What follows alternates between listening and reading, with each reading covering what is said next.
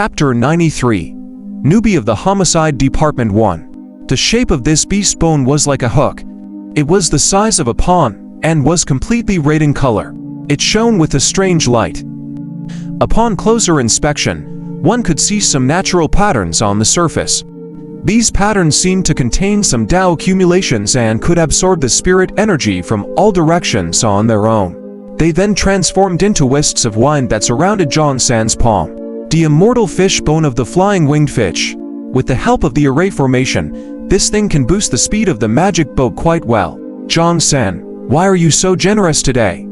The captain of Team 6 ate the pear in his hand and squatted beside Zhang San. He nudged Zhang San with his shoulder and smiled. It's junior brother Xu Qing's first time here. No matter what, I have to show my gratitude. Zhang San said honestly. Xu Qing didn't accept the gift. Instead, he looked at the captain and sought his opinion. He felt that the reason why Zhang San acted this way wasn't because of him but because of the captain. Seeing Xu Qing's gaze, the captain smiled. Take it. He gave you this to tell you that you should stop coming here to hunt for criminals in the future.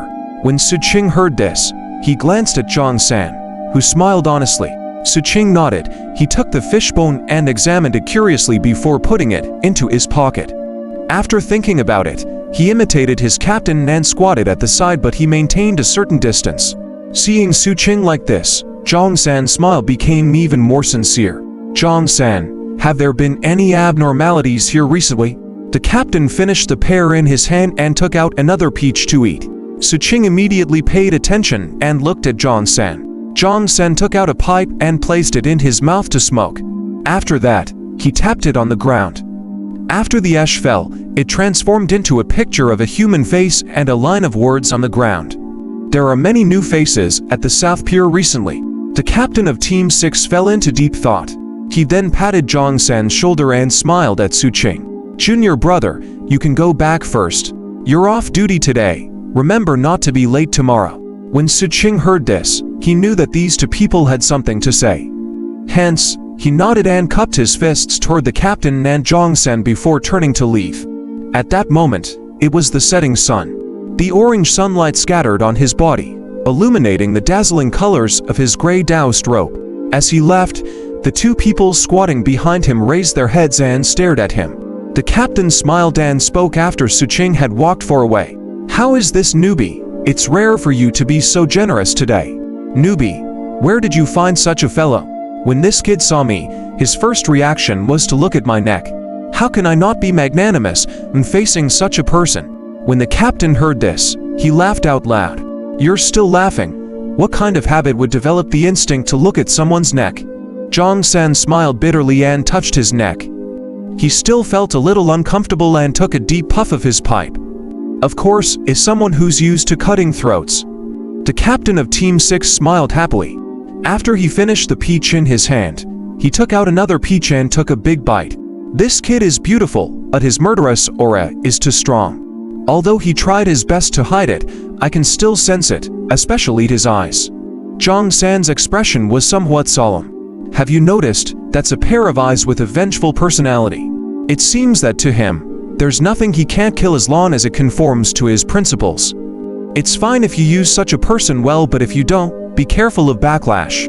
I can faintly sense that many people have died in his hands, and he also gives me a very dangerous feeling. If I encounter them at sea, I definitely won't provoke him easily.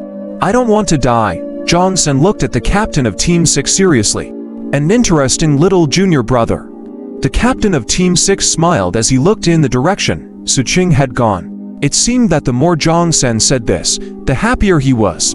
Zhang San sighed helplessly at the sigh, thinking to himself that he had forgotten about this fellow. He was just as abnormal and his actions were incomparably treacherous. While the captain and Zhang San were talking about Xu Qing was already walking on the streets of the harbor. At that moment, it was almost dusk and the crowd on the streets was slowly thinning. Most of the pharmacies were closed, so Xu Qing returned to his berth. After he returned, he didn't immediately take out the magic boat. Instead, he carefully inspected it. Yesterday, someone had come here with killing intent. Hence, when Xu Qing returned today, he did a detailed check and even sprinkled some poison powder into the sea. After confirming that there was nothing wrong, he took out his magic boat and stepped onto it. As the magic boat's protective barrier instantly rose, Xu Qing, who had entered the cabin, felt a little more at ease. After he sat down cross-legged, he didn't cultivate immediately but pondered over everything that had happened today. Xu Qing couldn't see through the captain, but he remembered everything he said. His intuition told him that what the other party said should be true. On Zhang San's side, Xu Qing could faintly sense that the other party seemed to be hiding some sort of emotion, as though he was a little afraid of him. There was also the disciple who had lost all his contribution points and couldn't leave on his own. He looked at the sky in despair and was eventually killed.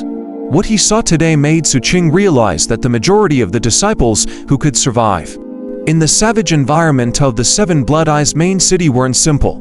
One couldn't just look at the surface. For example, if the captain or Zhang San were to be thrown into the scavenger campsite, they would probably be able to tow with them and take their lives.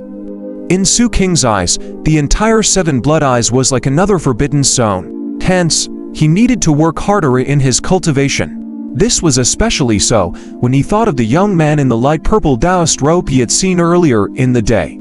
The other party was only at the Che condensation realm, but his noble status and the way the people around him lowered their heads caused Xu Qing to feel a familiar difference in their statuses.